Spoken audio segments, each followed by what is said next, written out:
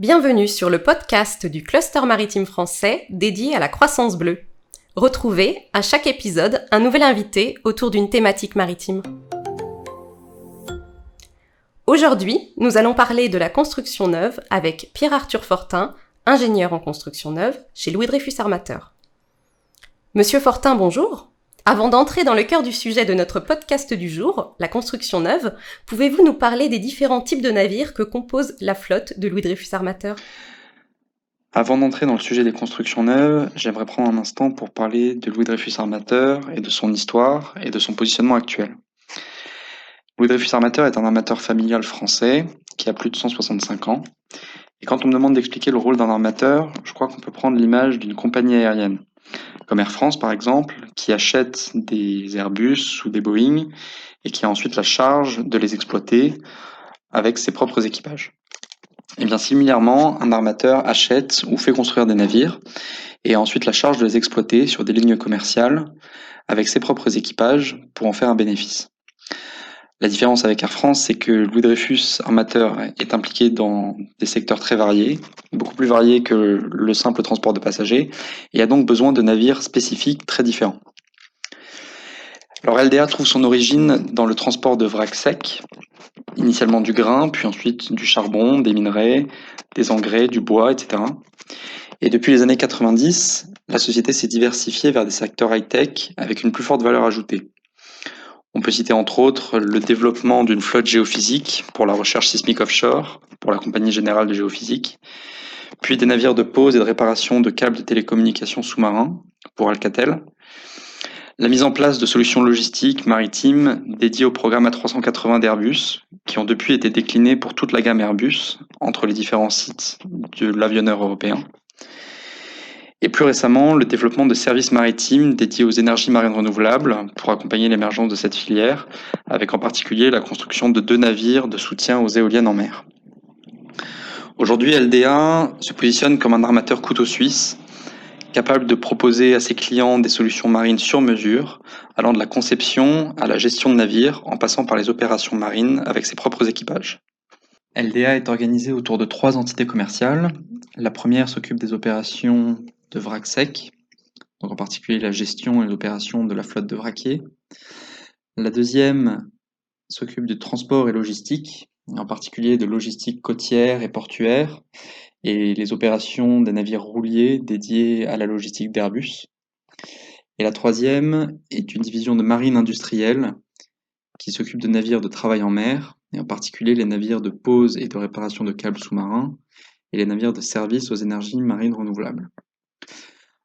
Pour offrir de nouveaux services maritimes et accompagner la croissance de LDA et de ses partenaires, il y a donc la nécessité de construire ou de convertir des navires spécifiques aux besoins. Et la particularité de LDA est d'avoir un service construction neuve interne, ce qui n'est pas le cas de tous les armateurs, et ce service dispose de compétences en architecture navale et en gestion de projets de construction neuve, et il a pour mission d'analyser le besoin commercial, qui vient des unités commerciales internes ou bien de clients externes, de le traduire en cahier des charges techniques, puis de développer un design, éventuellement avec l'aide d'un bureau d'études, et enfin de sélectionner un chantier et de suivre la construction du navire jusqu'à sa livraison. Une fois que le navire a été livré, un service équipage et un service technique s'occupent de la gestion du navire et de ses opérations. LDA opère aujourd'hui une flotte de plus de 90 navires divers et variés.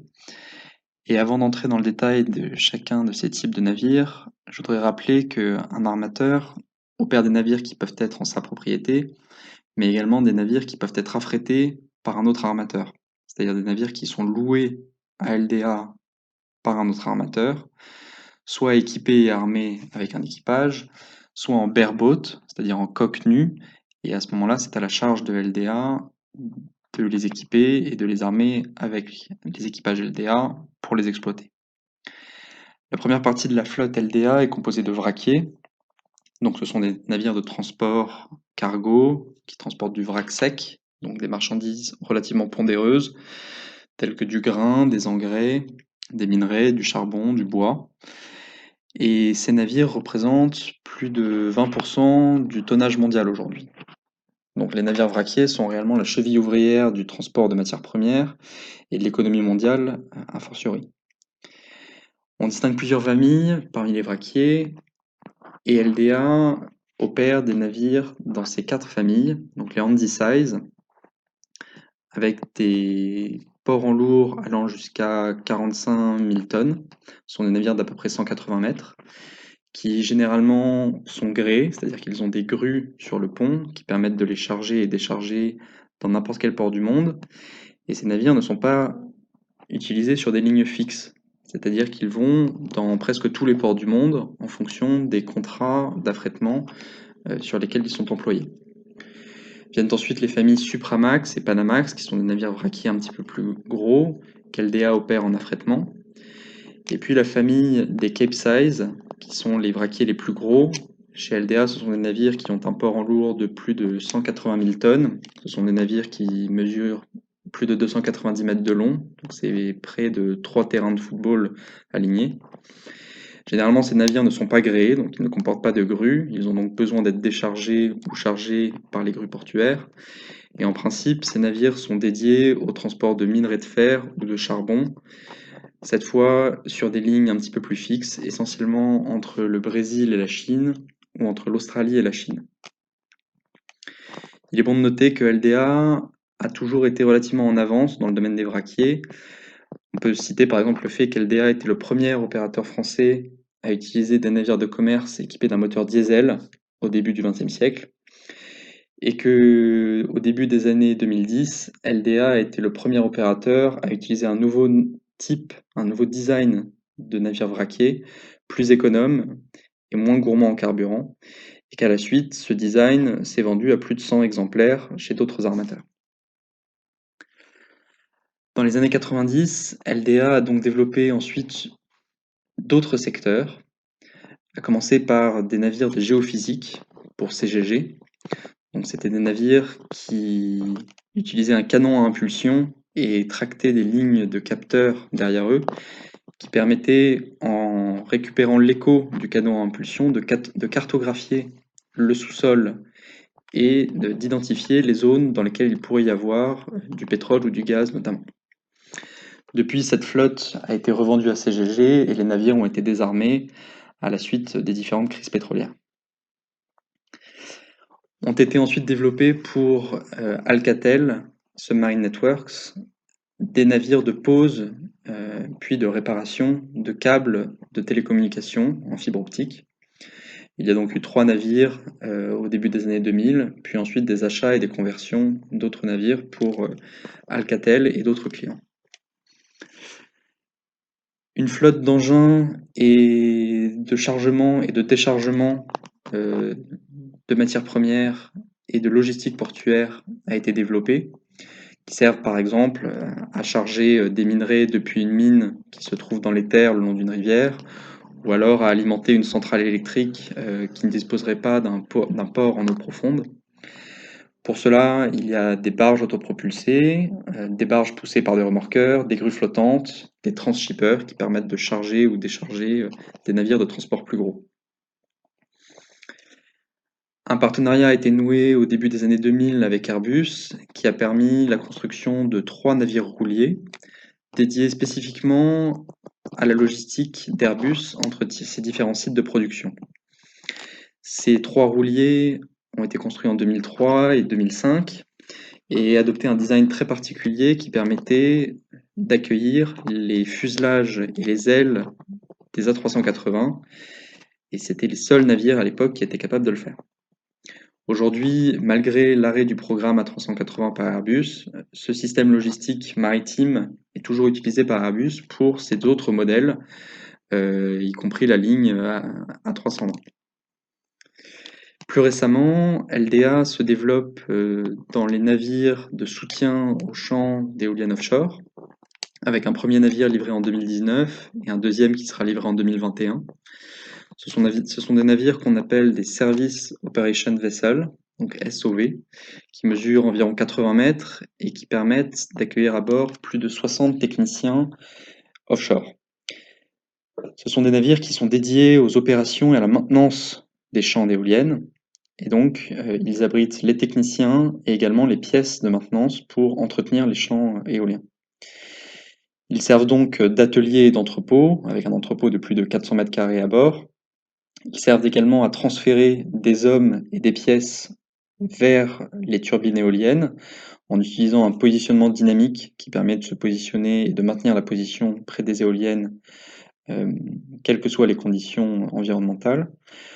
Le transfert se fait via une passerelle compensée et une grue compensée, et également avec une annexe qu'on appelle un daughtercraft, qui permet d'envoyer les hommes et les pièces vers les différentes turbines. Enfin, ce navire joue le rôle d'hôtel, puisqu'il abrite les techniciens pendant 15 jours à un mois à bord, en leur offrant les conditions de confort d'un hôtel, avec des cabines simples, différents salons, un cinéma, des salles de sport, etc. À noter que c'est le premier navire chez LDA qui est doté de batteries et qui lui permet donc d'avoir un mode de propulsion hybride qui permet de réduire sa consommation. En aparté, on peut également citer la filiale de LDA, Louis Dreyfus Travaux-Océan, qui ne dispose pas d'une flotte à proprement parler, mais qui conçoit, construit et opère des engins de travail sous-marins, en particulier des ROV ou des charrues pour l'enfouissement de câbles sous-marins. La diversité de la flotte de navires de LDA est impressionnante. Avant d'entrer maintenant dans le cœur de notre thématique du jour, pouvez-vous nous parler des différents acteurs qui interviennent dans le processus de construction neuve? Le premier acteur d'un projet de construction neuve, et qui va être son point de départ, c'est l'entité commerciale, interne à l'armateur ou venant d'un client externe, qui va formuler un besoin commercial. Donc ça commence par l'identification d'un besoin commercial de transport ou de service maritime, qui peut être lié à la croissance de l'activité qui nécessiterait une augmentation des capacités de transport ou de service, ou alors à l'identification d'une opportunité de créer un nouveau marché. Par exemple, on peut imaginer qu'on identifie le besoin de transporter une certaine quantité, X milliers de tonnes par an de minerais ou de charbon entre un point A ou un point B, ou alors on a identifié le besoin d'armer un nouveau SOV avec une certaine capacité en technicien, capable de transférer des hommes et des pièces dans des conditions météo données. Le deuxième acteur sera l'armateur, qui va proposer une réponse à ce besoin commercial grâce à son savoir-faire et sa capacité à mettre en place des opérations maritimes. Il va trouver un bureau d'études, un chantier, des financements pour faire construire le navire. Il va le faire approuver, l'armer avec ses propres marins. Et donc on voit bien que l'armateur se situe au centre du processus de construction neuve et qu'il va être en interface avec tous les autres acteurs. Il va devoir, dans un premier temps, traduire le besoin commercial en cahier des charges techniques, qui se traduit généralement par une spécification technique qui décrit le navire en son intégralité. Et ce cahier des charges techniques servira de base à la construction pour tous les autres acteurs. Le troisième acteur dans un projet de construction neuve est le designer, ou le bureau d'études. Ici, on distingue deux cas. Dans le cas d'un navire relativement simple, tel qu'un vraquier par exemple, les chantiers peuvent proposer des designs standards, on dit sur étagère, et à ce moment-là, on n'est pas obligé de passer par un bureau d'études dédié. En revanche, si on a affaire à un navire un petit peu plus compliqué, un navire prototype, qui répond à un besoin plus spécifique, à ce moment-là, il faut appointer un bureau d'études, un designer spécialisé, qui sera chargé de la conception du navire. Ce bureau d'études va produire dans un premier temps la documentation de base nécessaire pour que les chantiers puissent formuler des offres de construction, donc avec un certain nombre de documents techniques qui permettent aux chantiers d'estimer les coûts et les délais de fabrication. Puis le designer va concevoir le navire dans son intégralité en coopération avec le chantier, en tenant compte des capacités et des contraintes de construction et de production du chantier. Et il sera également en charge de la prédiction des performances, et en particulier des performances commerciales, telles que la vitesse, la capacité d'emport et la consommation par exemple. Un autre acteur de la construction neuve, c'est évidemment le chantier naval, qui va être responsable de la construction du navire. Il a pour rôle de coordonner et de mettre en œuvre la conception avec le designer, puis la construction du navire, selon le cahier des charges techniques auquel il répond, et dans les délais et coûts auxquels il s'est engagé. Le chantier naval va gérer les achats et les installations d'équipements, la coordination des sous-traitants, la mise en œuvre des différents systèmes à bord, et il va se porter garant des performances et du bon fonctionnement du navire auprès de l'armateur. Il est assisté tout au long de la construction par l'armateur, par le designer, par les sociétés de classe, pour surmonter les différents problèmes techniques qu'ils vont rencontrer et pour essayer de coller au plus près à la demande du client. Comme dans tout projet industriel, sans financement, pas de projet. Donc évidemment, les organismes de financement jouent un rôle prépondérant dans la réalisation d'un projet de construction neuve. Et il faut bien avoir en tête les sommes auxquelles on fait référence ici, puisque le budget de construction peut varier énormément en fonction du type de navire que l'on construit. Pour une petite vedette ou un chalutier, on parle d'un budget de quelques millions d'euros, qui peut monter à quelques dizaines de millions d'euros, par exemple pour un SOV ou pour un vraquier de taille raisonnable, et jusqu'à plusieurs centaines de millions d'euros, voire atteindre le milliard d'euros pour les plus grands porte-conteneurs ou paquebots de croisière modernes. Il y a donc évidemment la nécessité pour l'armateur de mettre en œuvre des moyens d'ingénierie financière adaptés en fonction de ses moyens et des ressources financières auxquelles il a accès. Il y a également le schéma de propriété et le schéma fiscal qui est à adapter en fonction du type de navire. Souvent, le navire est propriété de la banque ou de l'organisme financier qui ensuite le loue à l'armateur avec des options d'achat au bout de quelques années. Mais évidemment, d'autres schémas sont évidemment envisageables. Les autorités du pavillon et de la classe jouent également un rôle important dans ce type de projet. En effet, il est nécessaire d'immatriculer un navire auprès d'un pavillon national. Donc souvent, le pavillon choisi est celui de l'armateur, mais ce n'est pas du tout obligatoire. C'est là que peuvent intervenir des pavillons dits de complaisance, dont on entend parfois parler, hélas, comme le Panama, les îles Marshall, le Liberia, entre autres, qui immatriculent des navires d'armateurs étrangers en leur rétrocédant un avantage financier ou fiscal et en accordant un certain laxisme sur les contrôles au cours de la construction et de l'opération du navire. Donc, le pavillon a pour rôle de se porter garant du niveau de sécurité et de qualité du navire à travers un certain nombre de règles qui peuvent être plus ou moins spécifiques en fonction des pavillons et également à travers des visites de contrôle pendant la construction et pendant la vie du navire. En pratique, une grande partie du contrôle du pavillon, au moins pendant la phase de construction, est déléguée à la société de classe. Donc une société de classe, c'est une société qui va inspecter la construction du navire et vérifier que le navire est sûr et vérifier également son intégrité et que le navire est construit en fonction de règlements qui sont communs à différentes sociétés de classe et qui assurent un niveau et des standards suffisants. Le dernier acteur que je voudrais mentionner dans un projet de construction neuve, et qui n'est pas des moindres, c'est l'équipage. Il faut bien garder en tête que, au-delà de l'entité commerciale qui va exploiter le navire, ce sont surtout des marins qui vont vivre et travailler à bord. Donc en réalité, ce sont eux les utilisateurs finaux du navire, et donc leur avis sur le confort et la façon de travailler à bord doit être pris en compte, parce que c'est cela qui rendra le navire efficace. C'est également intéressant d'impliquer les marins qui vont travailler à bord pendant le stade de conception et de construction du navire, parce que ça permet de bénéficier de leur retour d'expérience et donc d'améliorer certains points pour rendre les futurs navires plus efficaces et mieux adaptés. Maintenant que vous nous avez présenté les acteurs essentiels, pouvez-vous nous expliquer les différentes étapes de la construction neuve ? On l'a vu précédemment, une construction neuve est d'abord motivée par un besoin commercial, c'est-à-dire le besoin d'assurer un transport ou un service maritime. Ce besoin doit être clairement défini à l'avance, y compris dans ses évolutions futures. Et il faut ensuite le traduire en un cahier des charges techniques.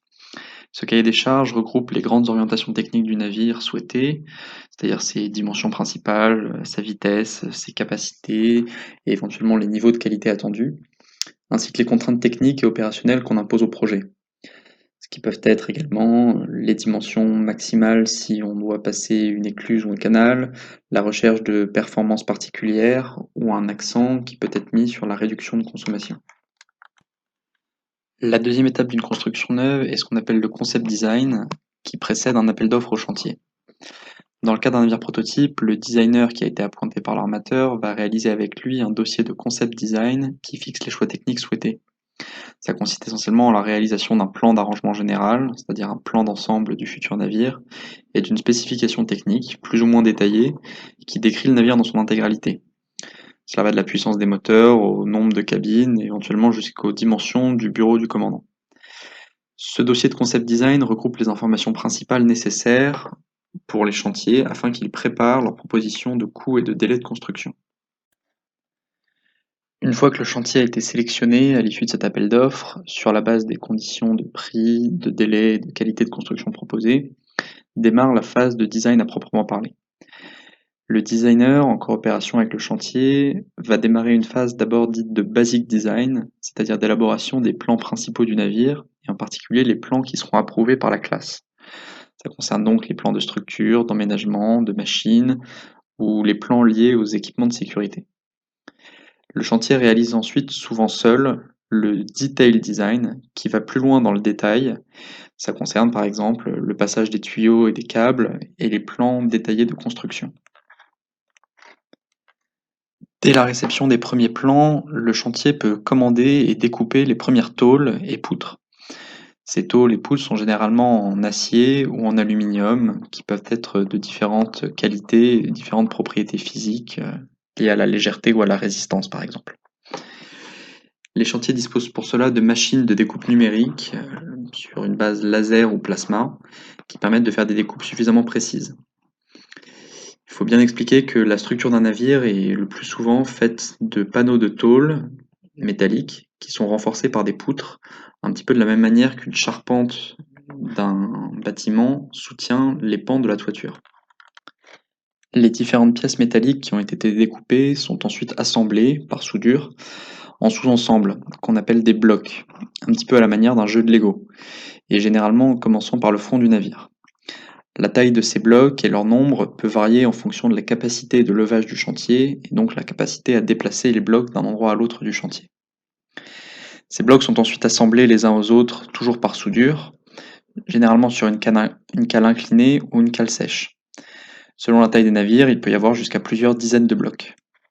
Au fur et à mesure de l'érection de la coque et de l'assemblage des blocs, les plus gros équipements qui ne pourront plus être installés après la fermeture de la coque sont mis en place. Ça concerne essentiellement les moteurs, les générateurs et les tableaux électriques et certains gros éléments de propulsion. Une fois que la coque est assemblée, on peut démarrer les travaux de peinture. La peinture sert avant tout à protéger l'acier, essentiellement contre la corrosion qui se développe naturellement en présence d'eau et d'air. On peint donc l'extérieur, mais également l'intérieur du navire, y compris les différentes caisses et compartiments. Avant d'appliquer les différentes couches de peinture, il est nécessaire d'effectuer une préparation de surface de l'acier qui permettra d'assurer une bonne tenue de la peinture. Souvent, cette préparation est faite par sablage, c'est-à-dire en projetant du sable à haute vitesse sur l'acier pour le décaper et le nettoyer. En parallèle de l'érection de la coque démarre la phase d'armement, c'est-à-dire l'installation de tout ce qui sera à l'intérieur du navire. Donc la tuyauterie, le câblage entre les différents équipements, l'isolation, en particulier pour assurer la lutte contre les incendies, le vaigrage, les revêtements de sol, de plafond, de cloisons, et également les petits équipements et tout l'ameublement. Une fois la coque complètement assemblée, se déroule le lancement, qui marque un jalon important généralement dans le processus de construction, puisque c'est l'étape de mise à l'eau du navire. Attention, ce n'est pas la fin des travaux. L'armement continue le long d'un quai d'armement. Le plus souvent, le navire est construit et ensuite lancé soit sur une cale inclinée, qui permet ensuite la mise à l'eau du navire en le faisant glisser jusqu'à la mer, soit dans une cale sèche, dont le fond se situe sous le niveau de la mer, et dont on peut ouvrir la porte pour l'inonder et permettre la mise à l'eau du navire. Les dernières phases d'une construction neuve sont d'abord la mise en route, c'est-à-dire la connexion, le démarrage et le test de tous les équipements et systèmes d'un navire un par un pour s'assurer de leur bon fonctionnement et pour effectuer les premiers réglages. Puis viennent les essais qui permettent de tester toutes les fonctions du navire, d'abord le long du quai d'armement, puis en mer. C'est notamment l'occasion de vérifier le comportement du navire et ses performances en vitesse, en consommation ou en manœuvrabilité. Et enfin, si à la suite des essais, le navire répond favorablement à toutes les demandes du cahier des charges et de la spécification telles qu'ils ont été établis au début du projet, le navire est livré à l'armateur et celui-ci peut enfin démarrer les opérations commerciales. Ce processus, bien qu'impressionnant, semble bien cadré et bien rodé. Seulement, on imagine bien que vous devez vous adapter aux nouvelles contraintes et évolutions du secteur maritime. Quels sont donc les enjeux actuels auxquels doit répondre la construction navale ? Le premier enjeu auquel doit répondre la construction navale est l'enjeu écologique lié au changement climatique et à d'autres types de pollution. Le transport maritime est responsable de près de 4% des émissions de gaz à effet de serre et il est également responsable de problématiques de pollution locale telles que les rejets de particules dans l'air près des ports ou les rejets de polluants à la mer qui peuvent aller jusqu'à des marées noires dans le pire des cas. Il y a donc une forte pression sociétale et législative pour réduire l'empreinte environnementale du transport maritime. L'Organisation maritime internationale a fixé des objectifs de réduction des émissions polluantes à l'horizon 2050. Cela passe tout d'abord par une amélioration de l'efficacité énergétique des navires, mais également par des solutions de décarbonation qui peuvent être, par exemple, l'assistance vélique pour la propulsion ou l'utilisation de carburants d'origine non fossile tels que l'hydrogène. En tout cas, la durée de vie importante des navires, qui peut être de plus de 30 ans, nécessite d'agir vite et fort sur les constructions neuves d'aujourd'hui pour espérer atteindre ces objectifs à l'horizon 2050. Le deuxième enjeu d'une construction neuve est l'enjeu économique. Le transport maritime est un environnement économique très concurrentiel et qui évolue au gré des mutations de l'économie mondiale. Il est donc important de construire des navires plus performants qui répondent à ce défi et qui permettront d'assurer à l'armateur un avantage compétitif sur ses concurrents. Et enfin, le dernier enjeu auquel, à mon sens, la construction navale doit répondre est celui du maintien et du développement d'une filière française. La France est historiquement un pays de construction navale, mais aujourd'hui une partie de la filière nationale a disparu. Il reste évidemment des pôles d'excellence dans le domaine militaire, dans le domaine des paquebots de croisière ou d'autres navires ultra spécialisés. Il y a donc réellement un enjeu du maintien des compétences liées à la construction navale et de toute l'industrie qui en découle. C'est également un enjeu de souveraineté économique à l'échelle mondiale, puisqu'ils permettent à la France de garder une flotte autonome. Pour aider nos auditeurs à se rendre compte plus concrètement de votre métier, pouvez-vous nous parler d'une construction neuve spécifique ? Je voudrais m'attarder un petit peu sur un projet de construction neuve en particulier, en parlant de la construction du Wind of Change, qui est le premier navire français de soutien aux éoliennes en mer, et qui est également le dernier né de la flotte LDA. Les fonctions principales du Wind of Change sont d'abord d'assurer l'hébergement en mer des techniciens qui assurent la maintenance et les opérations des champs éoliens en mer dans des conditions de confort élevées, ainsi que le stockage des pièces de rechange associées et leur permettre d'être transférés en sécurité sur les éoliennes, y compris dans des conditions météo dégradées. C'est un navire d'environ 85 mètres de long par 19 mètres de large, qui est capable d'accueillir 65 techniciens, en plus des 25 membres d'équipage, tous en cabine simple, avec une autonomie d'1 mois. Il est équipé de 2 propulseurs orientables à l'arrière et de 2 propulseurs d'étrave et un propulseur orientable à l'avant. Ces propulseurs lui permettent de garder une position fixe lorsqu'il est proche d'une éolienne pendant les phases de transfert, et ce malgré le vent, les vagues et le courant. Il est également équipé d'une grue et d'une passerelle active, et qui sont donc capables de compenser les mouvements du navire pour transférer les hommes et le matériel vers une éolienne fixe en sécurité. Enfin, il est capable de mettre à l'eau un canot rapide qui permet d'emmener 10 techniciens vers des éoliennes. On notera que ce navire est le premier de la flotte LDA à être équipé de batteries, alors qui, contrairement à une voiture électrique, ne permettent pas de fonctionner en mode tout électrique, mais qui en revanche permettent d'optimiser l'utilisation des moteurs de propulsion, notamment en lissant les appels de charge, et ces batteries permettent de réaliser une économie de carburant d'environ 7%. Ce navire est le fruit d'un long processus de maturation du concept et d'analyse du besoin de soutien et de maintenance aux éoliennes qui a débuté chez LDA en 2012. Le concept et le design ont été réalisés par LDA avec le bureau d'études norvégien SALT. Le navire a ensuite été commandé en février 2017 au chantier Cemre en Turquie. La construction a duré un petit peu plus de 2 ans et il a été livré au printemps 2019. Son sister ship, lui, sera livré au printemps 2021. Merci Monsieur Fortin d'avoir partagé avec nous vos connaissances et votre expertise du secteur de la construction neuve. Merci également à nos auditeurs pour leur écoute. Vous pouvez retrouver les différents podcasts du Cluster Maritime Français sur notre site internet. À très bientôt!